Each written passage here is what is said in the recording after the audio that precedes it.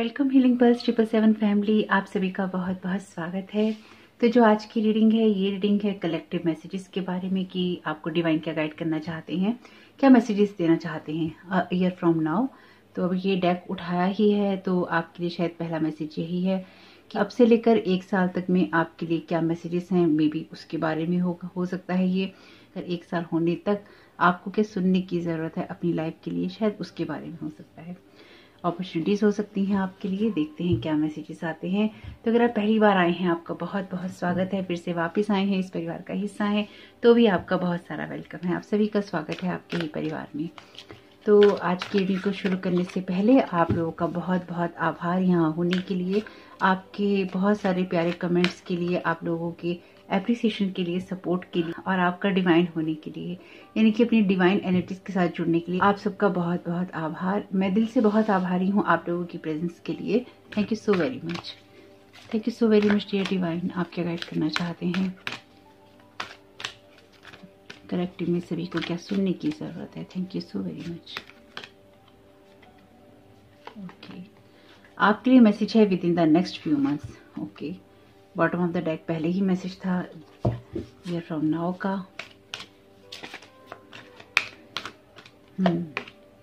Abundance. Thank you so very much divine. आपके लिए card है if you believe. Okay, opportunity. Okay, बहुत खूबसूरत कार्ड है आपके लिए। बॉटम ऑफ द डेक है B assertive.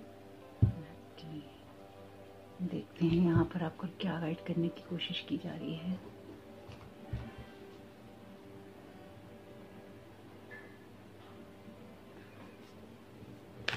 Thank you so very much divine.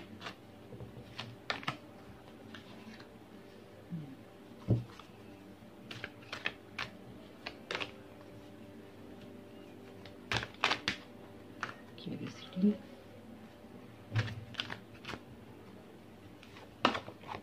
Late go of stress.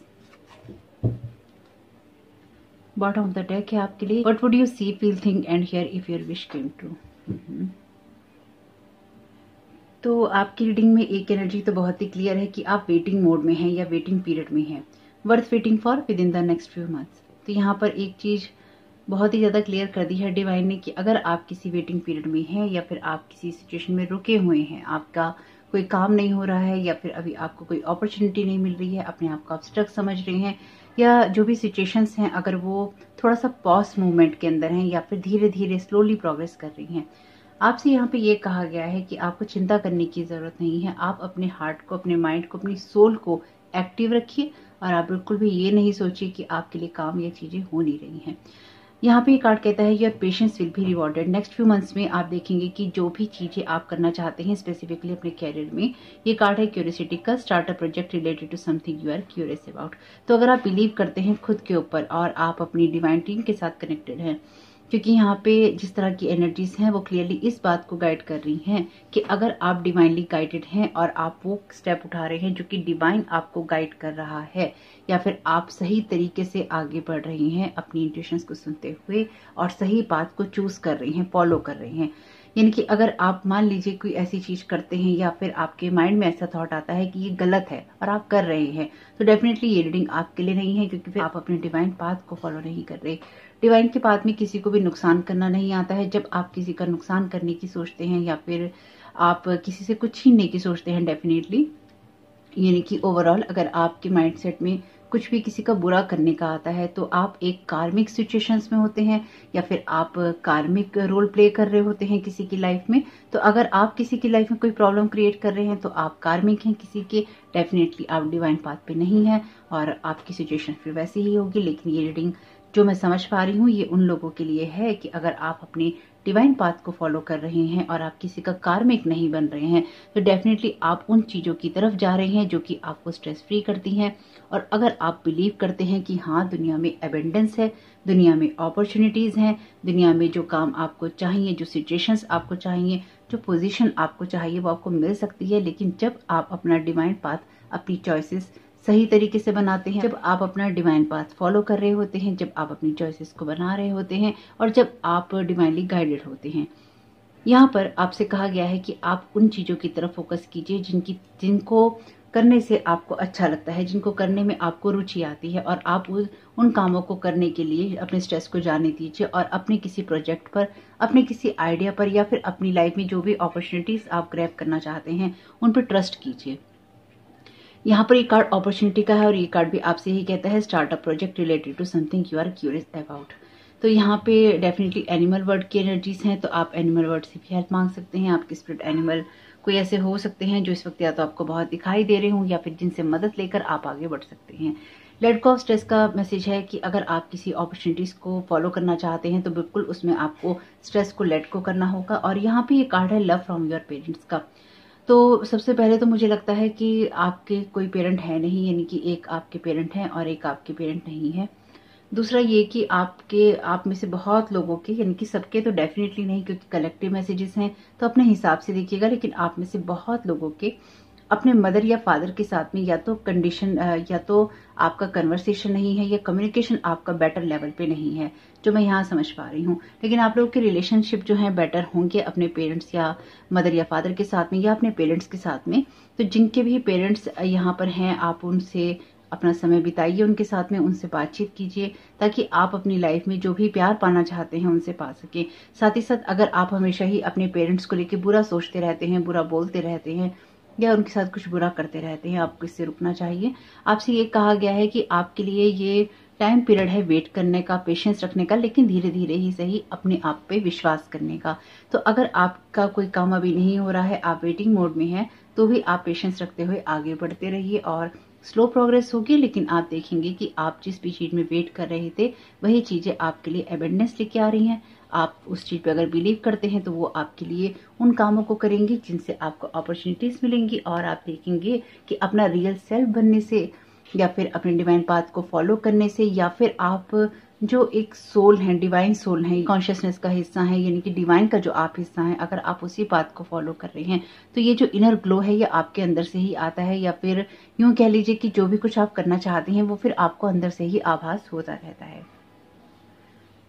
आप में से कुछ लोगों के लिए ये ऐसा भी हो सकता है जो मुझे लगता है कि आपका डेफिनेटली अपने पेरेंट्स के साथ में अच्छा कनेक्शन नहीं है, या फिर आपके जो पेरेंट्स हैं वो बहुत ज़्यादा क्रिटिकल हैं या आपको क्रिटिसाइज करते रहते हैं। उसकी वजह से भी शायद आप अपने रिलेशनशिप के अंदर अपने पेरेंट्स के साथ में स्पेसिफिकली उतना कंफर्टेबल या तो महसूस नहीं कर पाते, या फिर आपको ये लगता है कि आपके पेरेंट्स आपकी वर्थ समझते नहीं थे या फिर समझते नहीं है। यानी कि ये उन लोगों के लिए भी हो सकता है जिनके कुछ पेरेंट्स अभी नहीं है दुनिया में, और जिस टाइम पीरियड में वो थे उनको लगता है कि वो उनकी वर्थ को समझते नहीं थे। लेकिन साथ ही साथ आपको ये भी कहा गया है कि आपको ये समझना होगा कि आने वाले समय में आपके लिए बहुत सारी चीजें जो हैं बदलेंगी। उससे आपको कुछ समझ भी डेवलप होगी, अंडरस्टैंडिंग आपके अंदर आएगी। तो आपके माता पिता चाहे वो आपसे कितना भी गुस्सा करते थे या फिर वो आपसे वो प्यार नहीं कर पाते थे जो उनको करना चाहिए, डेफिनेटली वो नहीं कर पाते थे, इसलिए उन्होंने नहीं किया। तो आप ये समझ पाएंगे कि उनके साथ में आपका रिश्ता ऐसा ही था या ऐसा ही है।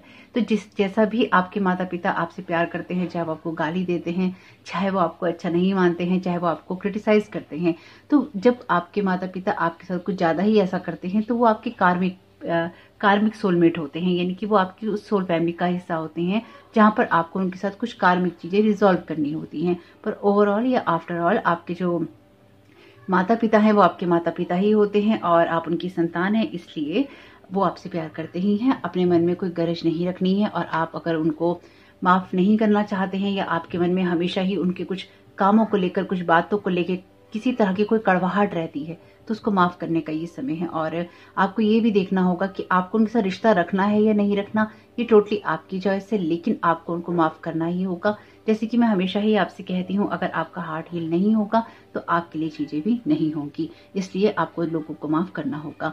तो आप अपनी पावर में आ रहे हैं। यहाँ पर आपके सामने बहुत सारी चीजें ऐसी हैं जो कि आपकी इंट्यूशन से रिलेटेड हैं। आपको इंट्यूशंस होती रहेंगी अपने रिलेशनशिप के बारे में, आपके लिए हीलिंग भी है। यहाँ पर भी ये पर्सन जो है पानी के पास बैठा है, यहाँ पर भी इस एंजल का जो पैर है पानी में है। वैसे ही आर्चेंजल माइकल की एनर्जीज भी हैं, आर्चेंजल राफेल की एनर्जीज भी हैं, जिनको भी आप माने अपने साथ ही सिचुएशनल डिपेंड करता है ये। यहाँ पर आप प्रोटेक्टेड हैं, इसलिए आप घबराना नहीं किसी भी चीज़ से। 3 ऑफ सोर्ड, डेफिनेटली आपका हार्ट जो है बहुत ज़्यादा हील होने वाला है और आप अपने हार्ट से उन चीज़ों को यहाँ पे डेफिनेटली रिलीज कर रहे हैं या आपने किया है पास्ट में, जिन्होंने आपके हार्ट को बहुत समय से या बहुत समय तक रोक कर रखा था या फिर आपको हील नहीं होने दिया था।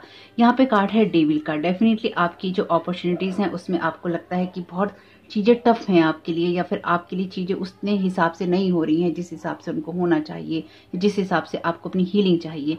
आपकी सिचुएशन में 3 कार्ड ये आपके मेजर अरकाना के कार्ड हैं। ये 3 कार्ड आपके मेजर अरकाना के कार्ड हैं और 3 ऑफ सोर्ड का कार्ड बात करता है आपके लिए हार्ट ब्रेक की सिचुएशन की। पर जहां हार्ट ब्रेक है वहां पर हीलिंग भी है। ये कार्ड भी पेशेंस का है और ये कार्ड भी कहता है your patience will be rewarded. तो अबंडेंस के ऊपर है ये कार्ड आपका टेम्परेंस का।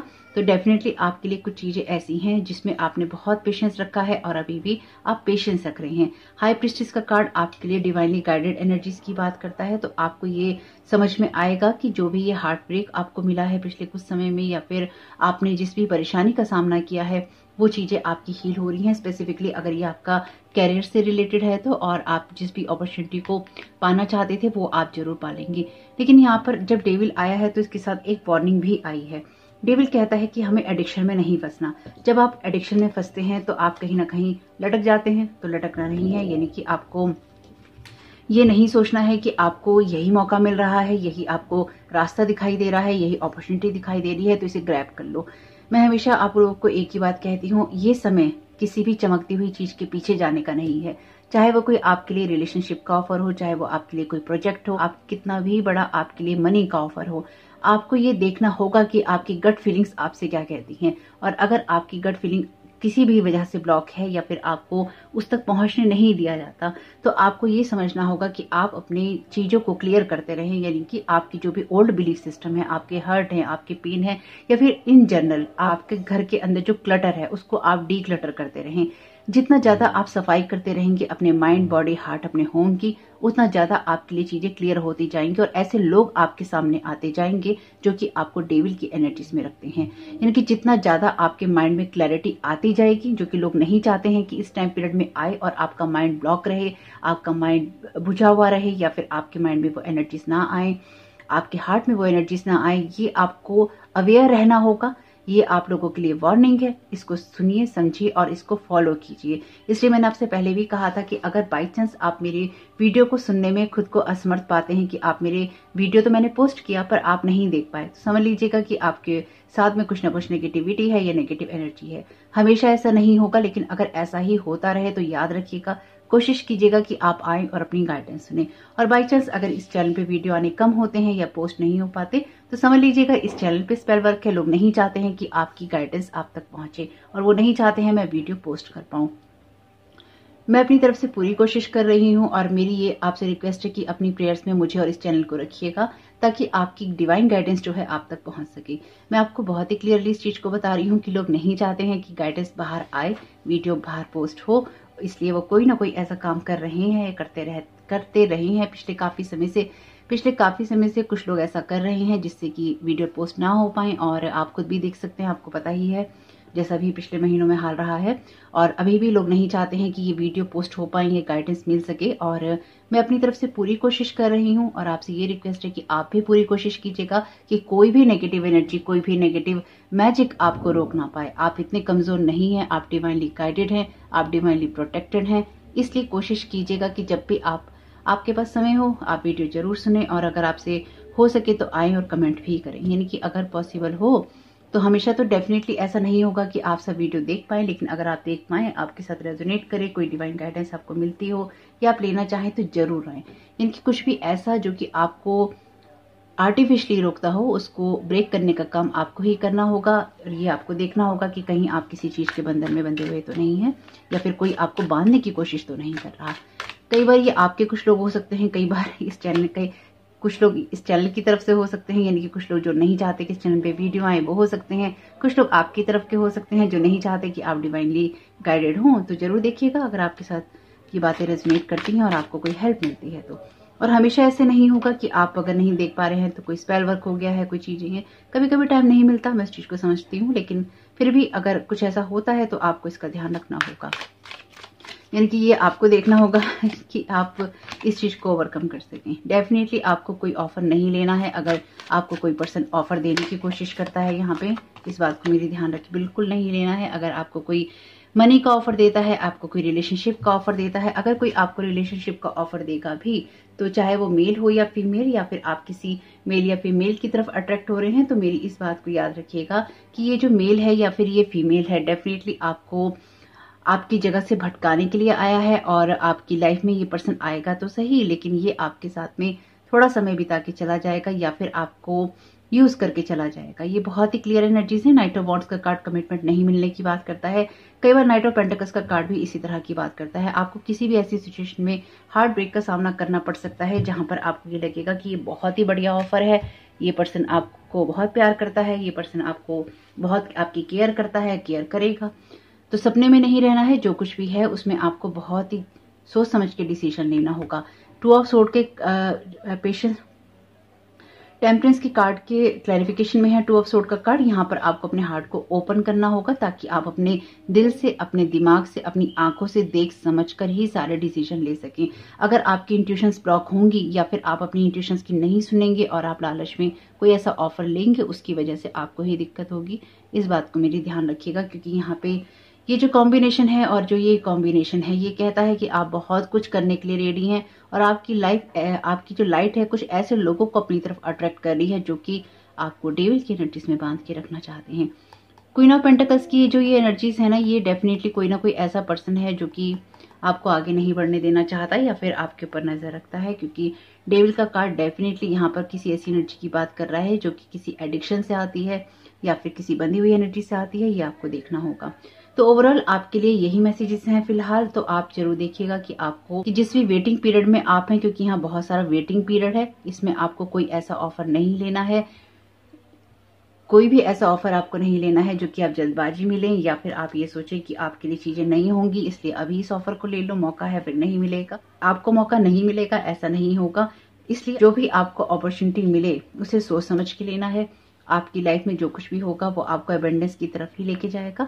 इसलिए आपको ये ध्यान रखना होगा कि आपके लिए आने वाले कुछ जो नेक्स्ट फ्यू मंथ्स हैं या फिर अब से लेकर 1 साल के अंदर जो कुछ भी होगा आपके साथ में, वो आपको बहुत ही ज्यादा एबंडेंस की स्थिति में ऐसी जगह लेके जाएगा जहां आपको अपॉर्चुनिटी मिलेगी, लेकिन अपॉर्चुनिटी के साथ साथ आपको ऐसे लोग भी मिलेंगे जो कि आपको स्ट्रेस देंगे। इसलिए आपसे कहा गया है don't take on other people stress, breathe it out now. तो आप लोगों के स्ट्रेस में नहीं रहना है, आपको उन अपॉर्चुनिटीज को, उन मौकों को लेना है जो कि आपकी ग्रोथ करने में आपकी हेल्प कर सकते हैं।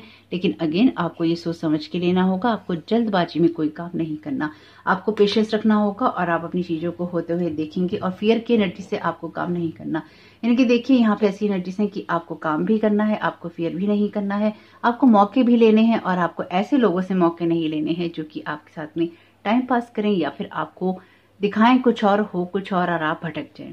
तो होप कि ये मैसेजेस आपके लिए कुछ भी काम में आ सके तो मुझे बहुत खुशी होगी। वीडियो पसंद आया हो तो लाइक जरूर कीजिएगा। कमेंट बॉक्स में बताइएगा ये रीडिंग आपके लिए कैसी रही। आपका समय बहुत बहुत शुभ हो। Thank you so very much. God bless you all.